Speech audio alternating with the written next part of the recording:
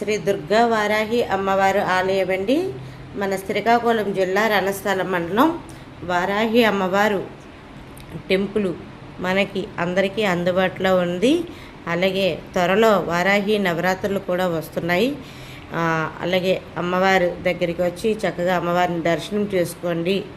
అలాగే మన వారాహి నవరాత్రులకి ఎవరైనా మాల వేసుకోవాలి అనుకునే వాళ్ళు టెంపుల్ దగ్గరికి వచ్చి మీరు సంప్రదించండి. అలాగే ఫోన్ నెంబర్ కూడా దీంట్లో వీడియోలో పంపిస్తాం.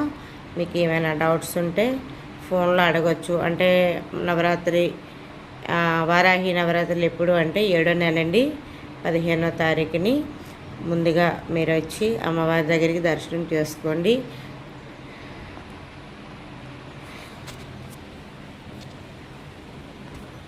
గలాస్ తీసావా? గలాస్